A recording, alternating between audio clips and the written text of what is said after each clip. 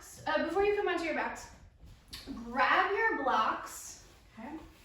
And you might use one block, you might use two blocks. If you have like a couch or a chair nearby, you can do this with that. It will be higher up, okay? So you'll set those blocks up at the top right corner of your mat. And the blocks will be vertical, so the long edge of the block will be parallel with the long edge of your mat. And that way your foot goes on the block. If your foot is longer than the block, then you might have a setup like this. The higher you go, the more likely you'll cramp, okay? The hamstrings will cramp. And it's not a bad thing, it's just activating them, working with them in a way that generally we don't usually work with them. So lower might be more advisable to begin with. And you can always adjust throughout your practice. You're gonna come on down onto your back. Have your strap nearby as well. You won't need it very soon, but just have it nearby. And then take your arms down by your sides. Your feet can either be on the floor or straighten your legs.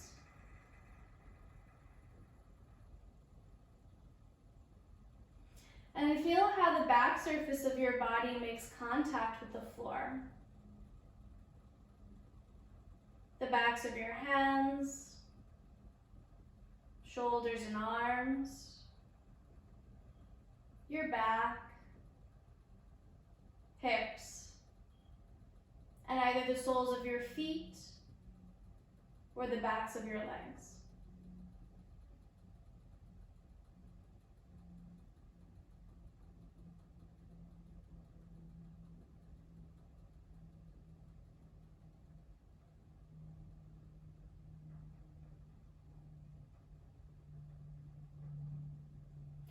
And become aware of your breath. And feel the sensation of your breath as it passes in and out of your body.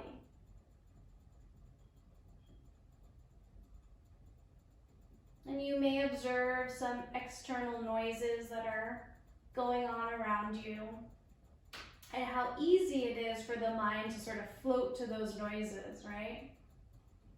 So every time it floats to a noise and you realize it, come back into your body, come back into your breath, so that your breath serves as an anchor for your practice.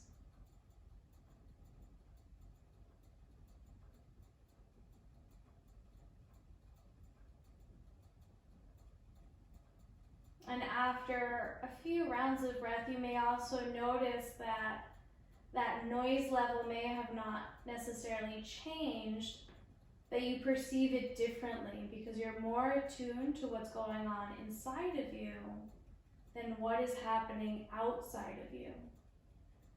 And so those external noises dampen, they become less audible, as what's happening in your internal world becomes enlivened.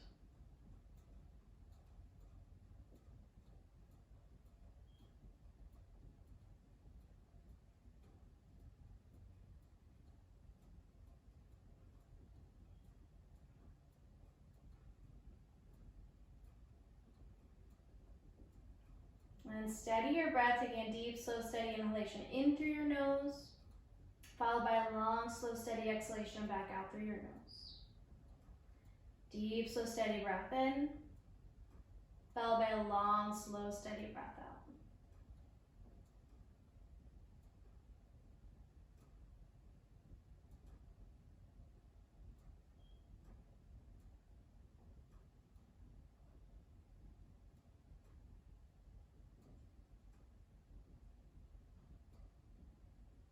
And maintain the steadiness of your breath.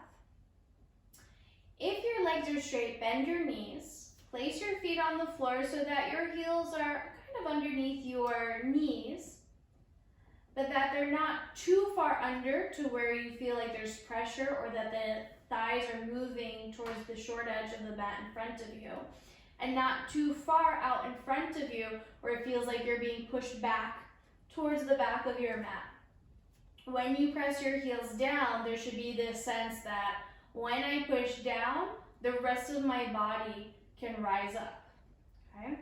Once you find that, lift your hips up and then bring your hips back down. So a little bridge, Setu Bandhasana. Press down, hips rise up any amount, and then they lower back down.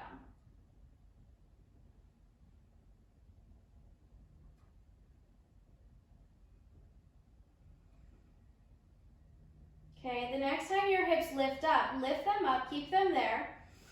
Now try to isometrically drag your heels back. So you're not going to move your feet, but rather pretend like you're scraping gum off of the sole of your foot.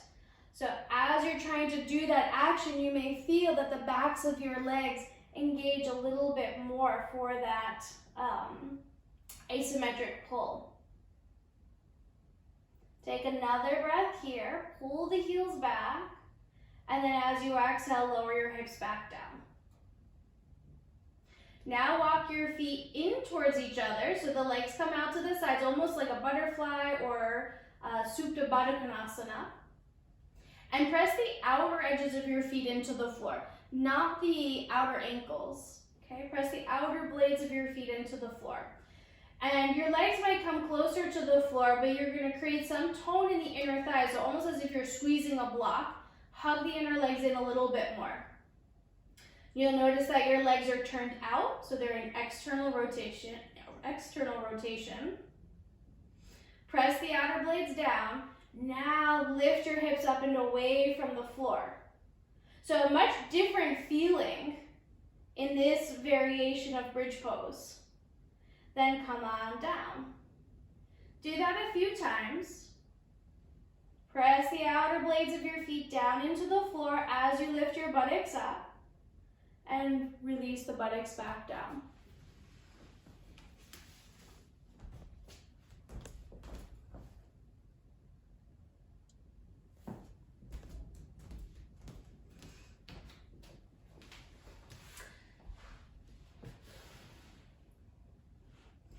So you may notice that as you're lifting and lowering, right, the gluteus maximus, the largest of the buttocks muscles, right, is really helping to support and lift your body.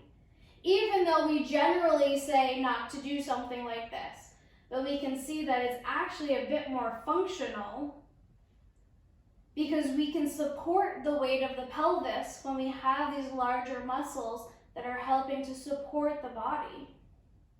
Okay, then bring the soles of your feet back down onto the floor.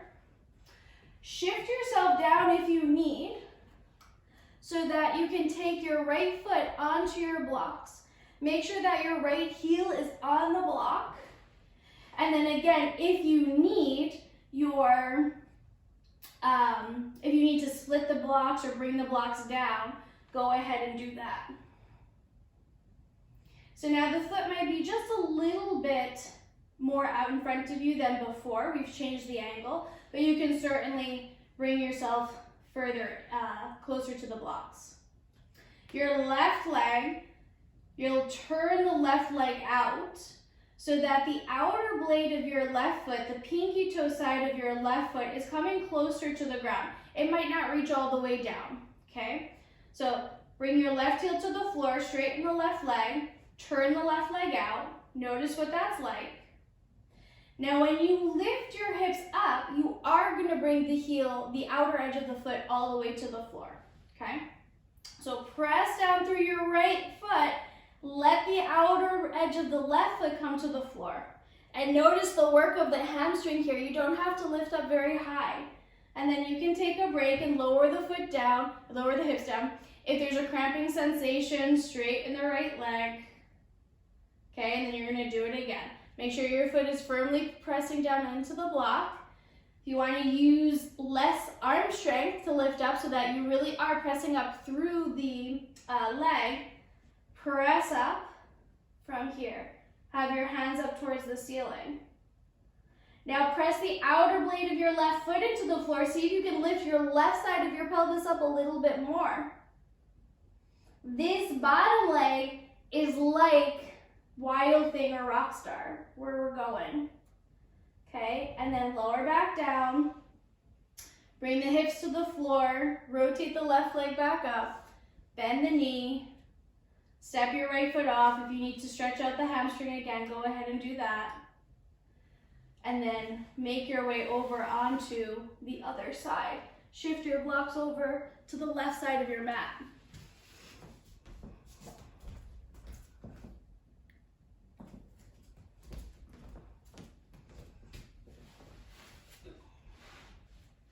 Once your blocks come over to the left side of the mat, right, find that your left foot is completely on the blocks. Straighten your right leg. Turn the right leg out a little bit, okay? And notice, right, this is your degree of external rotation without there being any movement at the hips, right? Both hips are on the floor, hip points are facing up towards the sky. That is your degree of external rotation.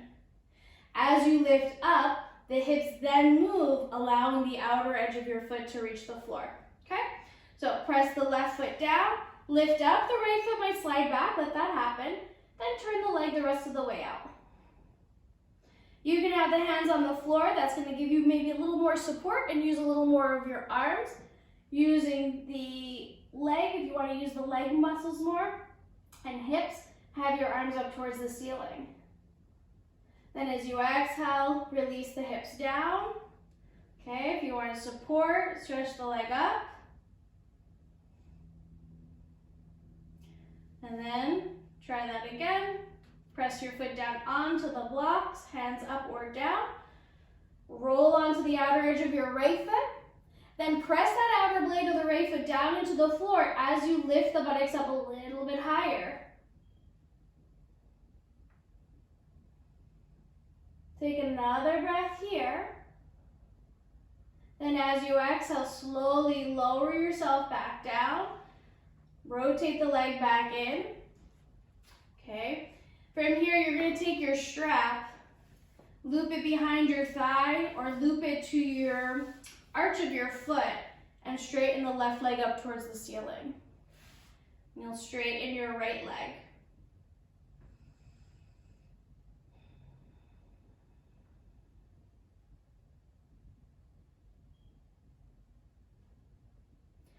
Walk your hands up the strap so that your left hand grabs a hold of the strap. Release the right hand and take your left leg out to the left.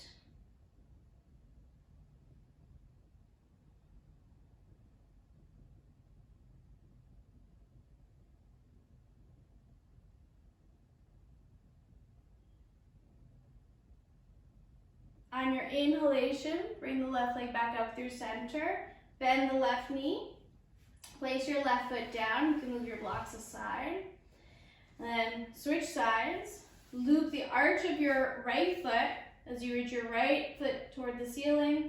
Straighten your left leg along the mat.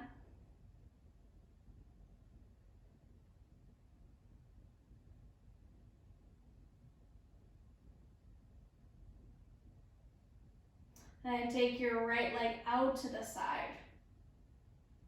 And you may notice that one back of the leg worked a lot harder than the other one.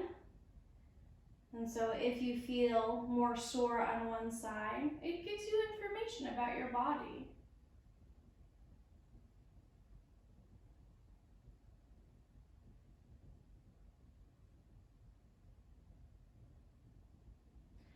And bring your right leg back up through center.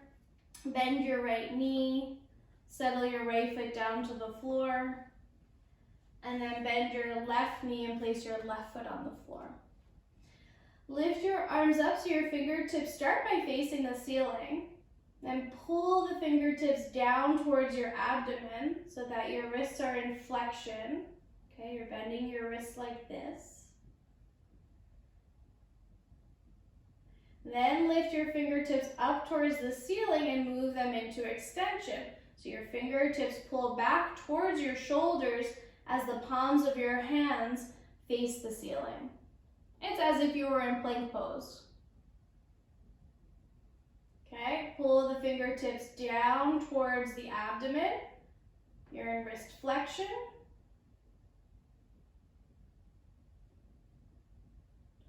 And then pull the hands back, coming into wrist extension.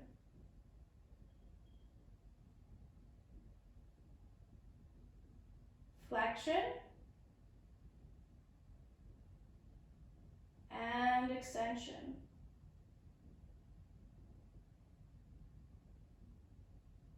Then from here, actively push your fingertips, push your palms up towards the ceiling, and see if your shoulders lift away from the floor, right? That's how much you have to press to get the shoulders to lift away from the floor. And then notice how the muscles of the arms react when you're this active. So you want to find the same level of activity when we come onto all fours. That same idea of pushing. Okay, and then release the hands. You can sort of shake or circle the wrists around in one direction and then the other. Roll to one side.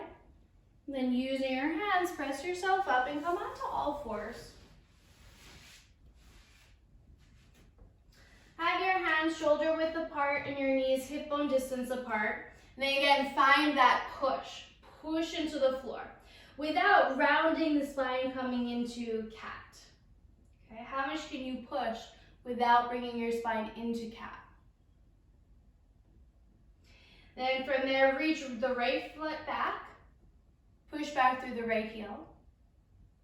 Bring the left ball of the foot back. Come into plank. And shift your weight forward and shift your weight back. If this is a lot, the knees can come down, and again, you're shifting forward and shifting back. So this is a much more passive exercise for your wrists.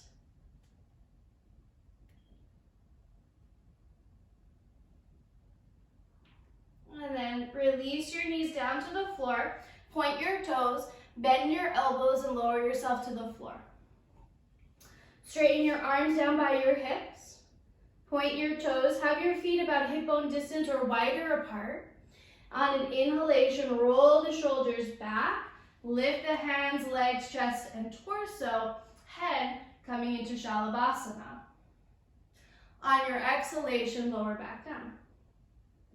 Inhale, rise up, Shalabhasana or locust pose.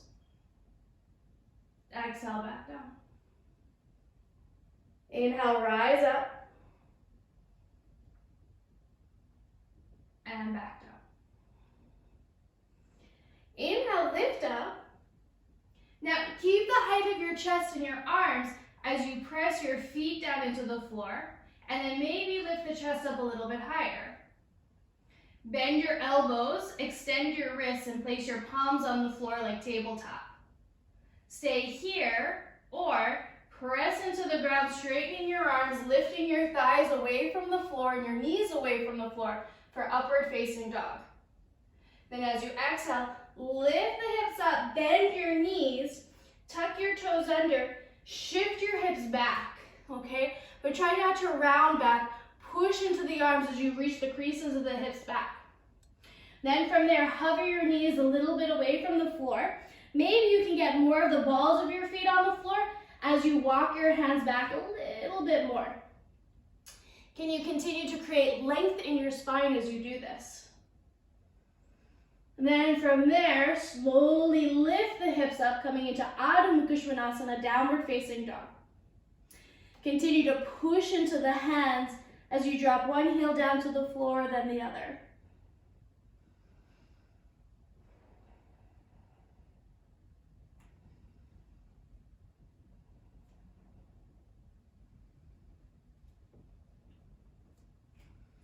And elongate your downward facing dog quite a bit if you find that it's on the short side. Come back through center. Inhale, glide forward into plank. Knees up or down. Exhale, lower yourself to Chaturanga. Halfway if you're coming into up dog, all the way down if you're coming into the low cobra. So inhale, lift up into the back bend of your choice. Then as you exhale, push down, lift up, downward facing dog, Adho Mukha Svanasana. From here, walk your feet up towards your hands or your hands back towards your feet. You can grab your blocks so that you lift the height of the floor to meet your hands wherever you're at. Have your feet hip bone distance apart as you fold forward. Then inhale, bend your knees, gaze forward. Again, just like that child's pose, sit the buttocks back, pull your side ribs, your back ribs forward. And then use your hands, so you're pushing down through the hands, the fingertips, as you pull the hands back and reach the side ribs forward. Right? You might have to come up a little bit higher so you can get a little more press and action happening in the arms to do this. As you exhale, fold. We'll do that one more time. Bend your knees, pull your side ribs forward. Push down and back with your hands. Exhale and fold. On an inhalation, sweep your arms overhead into Urdhva Hastasana. Pull your front ribs down and lift your back ribs up as you reach up. On an exhalation, lower your arms back down by your sides for Tadasana. Inhale, sweep your arms up. Sit the creases of your hips back into Utkatasana. And notice that the shape of the legs is almost like that bridge pose. Okay? So take the palms or the fingertips to your blocks as you step your right foot back, keeping that idea of bridge pose in your left leg. From here, you might keep your hands on your blocks or come up into an upright or a high lunge. Bend your right knee so you can drop your tail down a little bit, and then straighten the right leg as much as you can. It doesn't have to straighten all the way. Then isometrically pull this left heel back so you may feel some action happening at the underside of the thigh. Finally, reach your arms up as you pull the front ribs down like you did in Urdhva Hastasana. So you're adding all of these elements together in your lunge pose. On an exhalation, lean forward, bring your hands to the floor. Keep pulling back with your left heel as you step your right foot forward. Bend your knees, sit back, pull the side ribs and back ribs forward. Lift your arms up into Utkatasana. Then brush the fingertips against your blocks as you shift your weight onto your right foot. Step your left foot back. Okay. Pull the right heel back isometrically to get some sensation behind the right thigh. Stay with your hands down on the blocks or come upright. Bend your left knee a bit, drop your tail. Straighten the left leg any amount. Pull the right heel back, so that's a constant. Then lift your arms up as you pull your front ribs down. See if you can lift the back ribs up a little bit more. Then as you exhale, release your hands back down to your blocks, shift forward, step your left foot forward, bend your knees, pull the side and back ribs forward, lift your arms, Utkatasana. On an exhale, fold forward into Uttanasana, forward bend. Move your blocks aside for a moment as you step back into downward facing dog. Push with the hands. Then from here, open up your feet pretty wide. Glide forward into plank. Bring the outer edge of your left foot to the floor and the inner edge of your right foot to the floor. Then you might notice that you're kind of piking up in the hips. Pull the chest forward. Okay, keep pushing with the hands so you're not leaning into the left arm, but push up and away. Then roll back onto the balls of your feet. Come onto the outer edge of your right foot, inner blade of your left foot. Pull the chest forward as you push away with the hands. Come back through center, lower both knees down to the floor. Reach the right ball of the foot behind you. Spin onto the inner edge of your right foot. Lift your right arm up. Take the right arm overhead and then pull the right side of your ribs up towards the ceiling. Circle the right arm back down as you turn your torso to the floor. Take the right knee to the floor. Step your left foot back.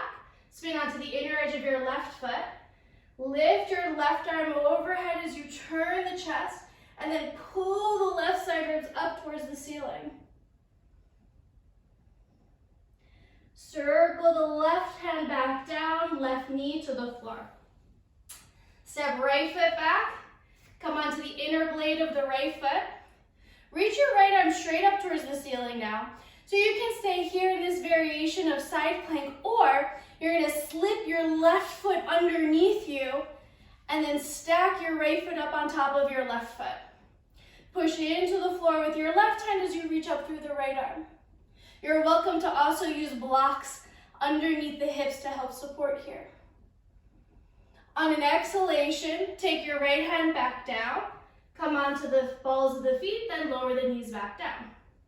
Switch sides. Reach the left ball of the foot back, spin onto the inner edge of your left foot, take your left arm up towards the ceiling, push the arms away from each other. And then stay here, use blocks underneath the hips, or slide this right foot back. So you're on the outer blade like you were when we were in the Supta Baddha Konasana. And then you're taking the outer right hip and pulling the outer right hip muscles up into the Bodhi pelvis. Take another breath or two here as you grip the mat with your right fingertips. Then as you exhale, lower your left hand to the floor as you come onto the balls of your feet. Lower down to the knees. Step your knees forward and grab your blocks. If you want to be higher up, you can grab your blanket as well and sit on the blanket. Otherwise, your blocks are behind you. They're set up horizontally across your mat so you have a wider base. I like to call this a block bench. And then you could take the blanket on top of your blocks. So you'll come to sit on your blocks and stretch both of your legs out in front of you for Dandasana. And so some of you might sit more on the edge if that helps to get a little bit more of an anterior tilt of your pelvis. Some of you will sit further back because it'll provide more support for your pelvis, okay? So find that for yourself. And then once you do, bend your right knee and place the right sole of the foot onto the floor. Rock your pelvis forward slightly as you do this. Then from there, hold on to the front of your right shin.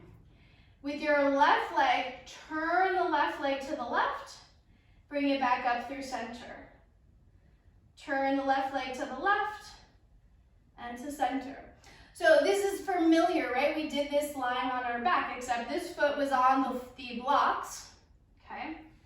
And then we felt the outer blade moving down towards the floor. Okay, the next time the left toes face up towards the ceiling, take your left hand in front of the shin, your right hand behind you as you turn your chest to the right. And you're welcome to bring the fingertips to the floor. You'll see in my body, I'm lifted so high that in order for me to get my hand down that I lean. So it's better for me to hold on to the block. But you might have a longer arm ratio, right? And so having your hand on the floor might feel more comfortable. Return to center, straighten your right leg. Bend your left knee and place your left foot onto the floor as you rock your pelvis forward. Okay, hold on to the left leg with your hand and turn the right leg out and then back through center. So it's almost like you're trying to pull the outer edge of your foot to the floor, then pull the inner edge of your foot to the floor. And there's not the same rotational capacity, so don't try to force, because one side you can get the outer or the side of your foot further down on one side than the other. They're not meant to be the same. Okay, once your toes come back up towards the ceiling, wrap your right hand around your left shin, take your left hand behind you, support as you need. Drop your left sitting bone into the block as you turn your torso to the left.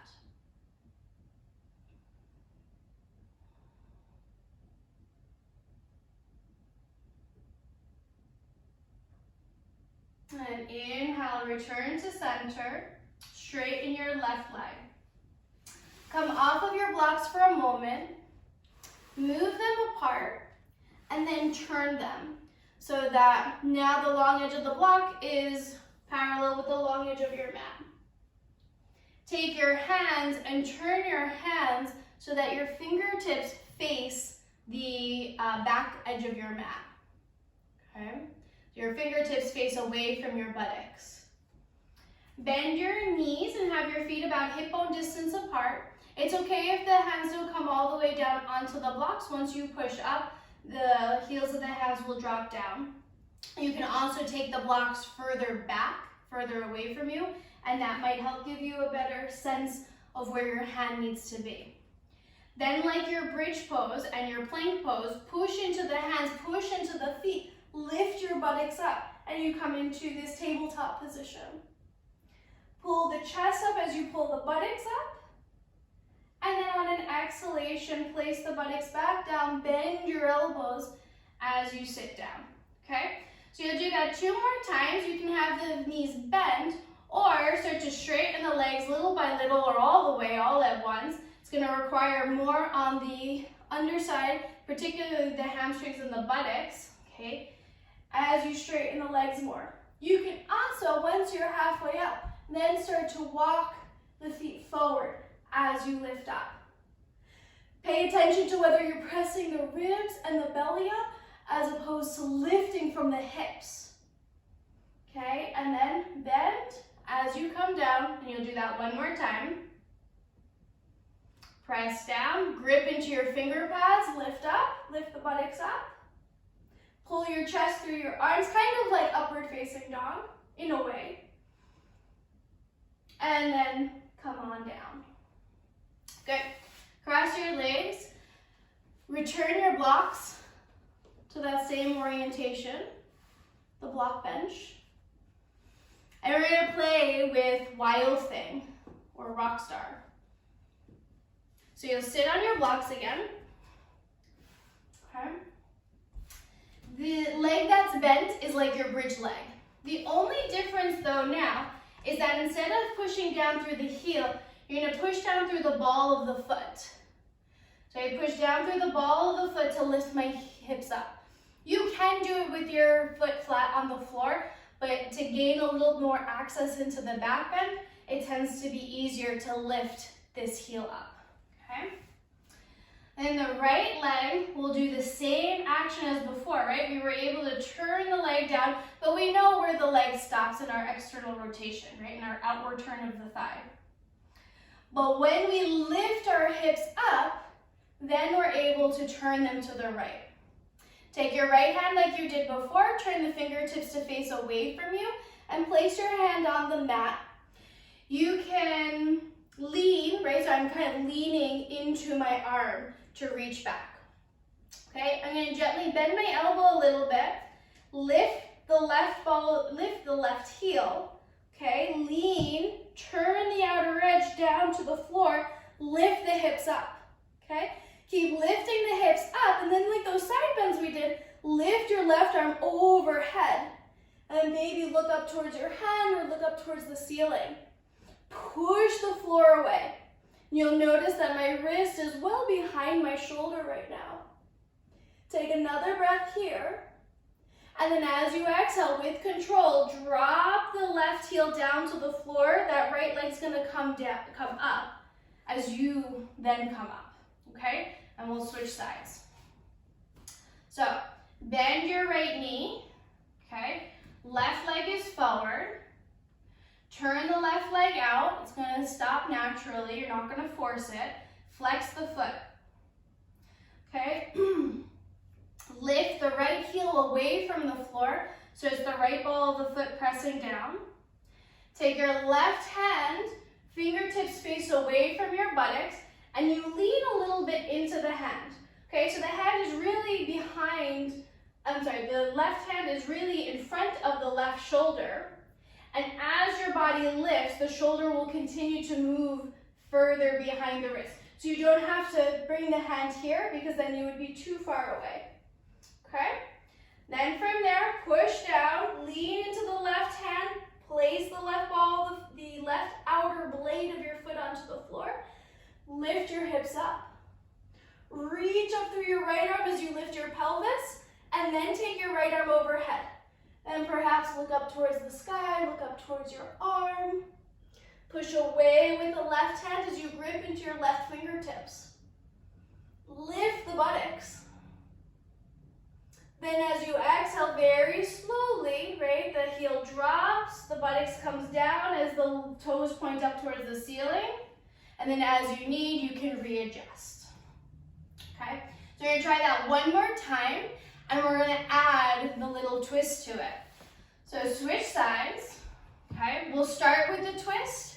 And this way, when you're moving, you can break it down like we did before, or you can start to move a little bit with the momentum.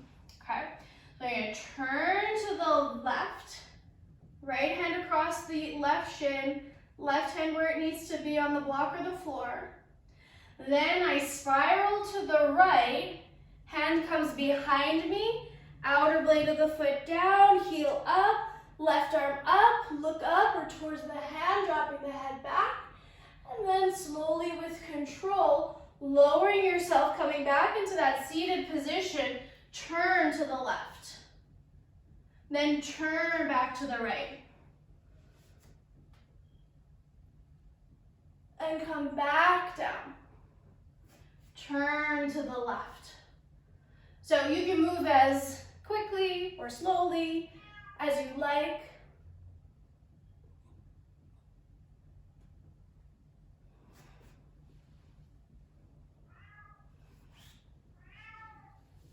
And then the next time you come into your twist, we'll readjust and come to the other side. And back through center when you're ready. Straighten your left leg.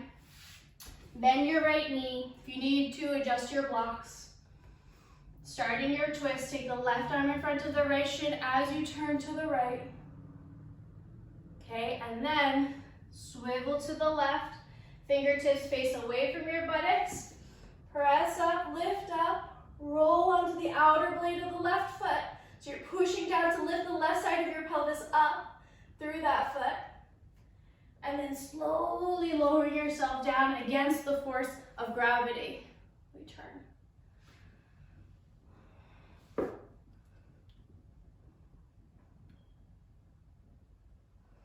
And then you can control, right, the movement of your body, but also the pacing of your breath, right? So you might not be doing one breath to one motion, but rather taking a few breaths as you transition in and out of the poses.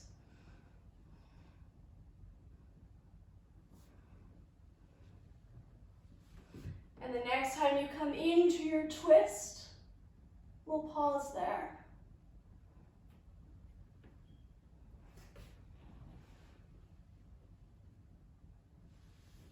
Okay. And straighten your right leg when you're ready, so you come into Dandasana.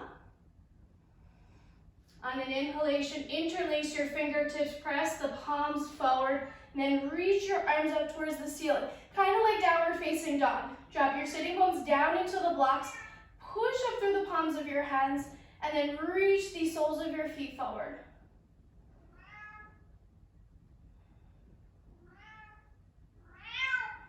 You can hear my cat. And then as you exhale, release the arms down. Come off of your blocks. Move your blocks out to the sides. Grab your blanket. Fold your blanket in half. And that'll be for your head. Take your strap and see if you can make a rather long loop with your strap.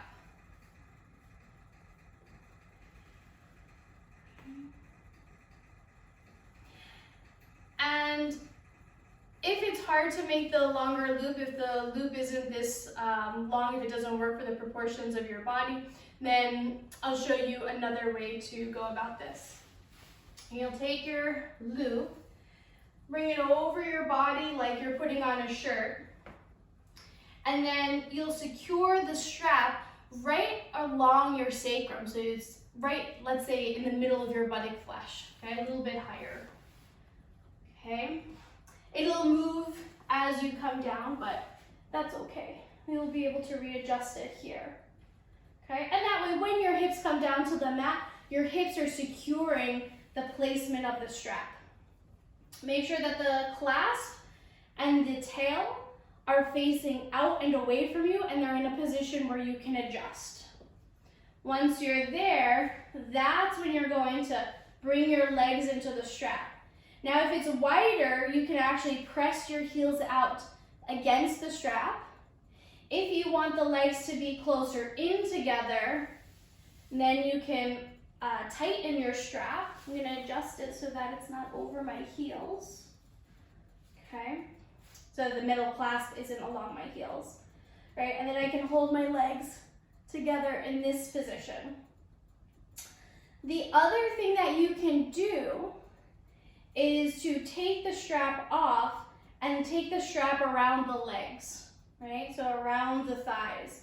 And the same thing, you can bring the thighs out to the sides or have them sort of bundled a little bit closer together. And take a few breaths here. If you want to hold on to the strap, you can hold on to the strap.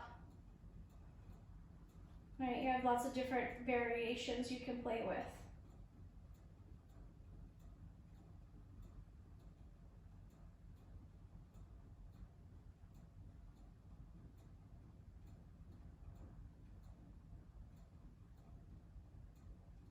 Okay, then from here, hold on to the outer sides of your strap. Bend your knees and turn your legs out a little bit. So you're going back to that same position we started the practice with, right? Bringing the soles of the feet together, the heels together, and the knees out to the sides. As you do this, the strap will become loose. So tighten the strap as you bring your legs down to the floor. Once they come down to the floor, you'll readjust your strap so that they come right along the sides of the groin. Okay?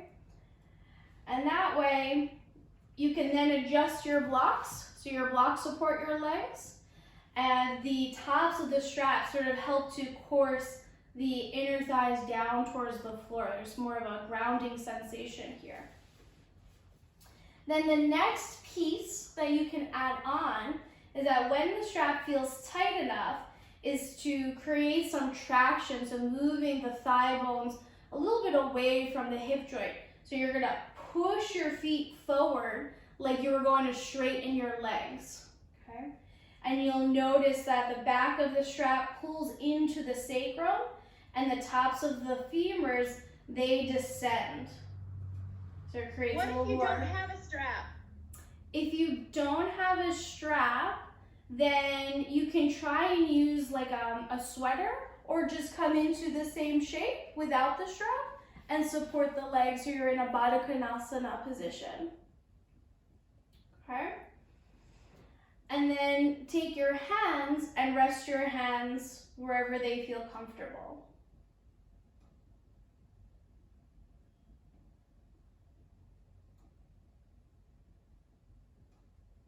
And come back into the steadiness of your breath. Taking a deep, slow, steady inhalation in through your nose, followed by a long, slow, steady exhalation back out through your nose. Deep, slow, steady breath in, followed by a long, slow, steady breath out.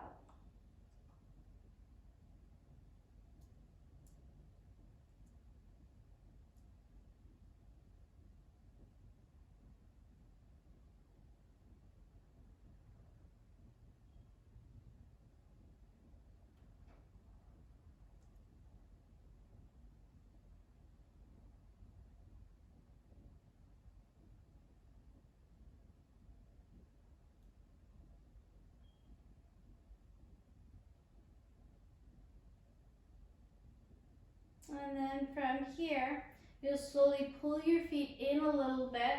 Take your hands to your thighs to draw your legs up. Remove one foot, then the other foot, and place your feet on the floor. You can lift your buttocks up a little bit to release the strap. Place that aside.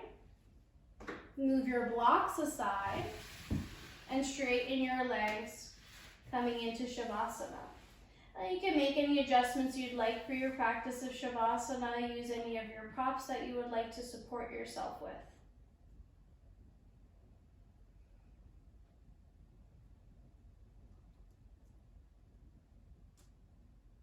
And again, settle back into that space, the deep, slow, steady exhalation moving in, followed by the long, slow, steady exhalation, passing out.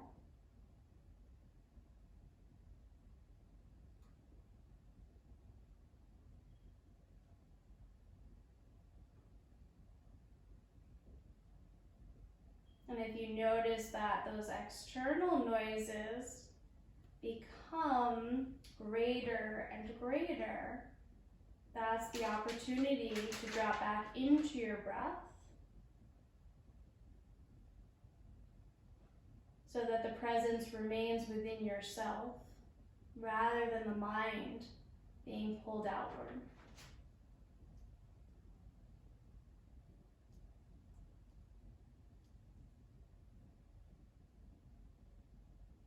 Shavasana.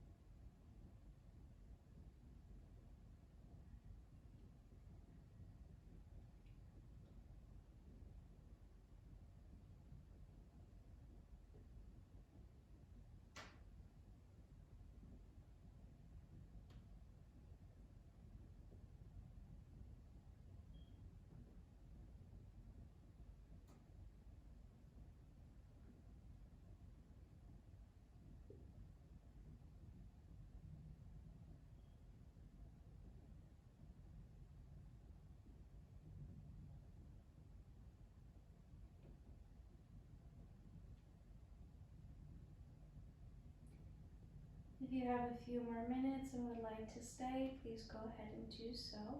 Otherwise, deepen your breathing.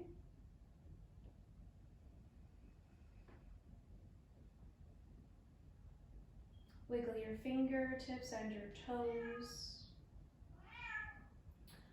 On an inhalation, lift your arms overhead, stretch your legs forward, and release your arms as you soften your legs. Bend your knees, placing your feet on the floor. Roll to one side. And then using your hands, gently press yourself up into any comfortable seated position. And feel free to prop yourself as you come into that seated position.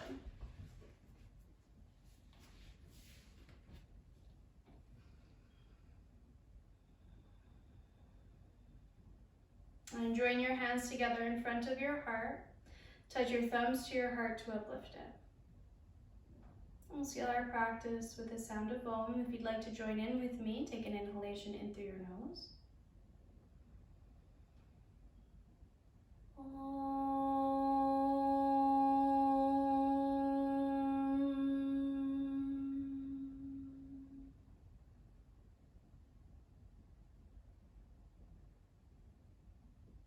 Om Shanti, Shanti, Shanti. Om peace, peace, peace. I bow in honor to the light and teacher within you all. Namaste. So, thank you everyone.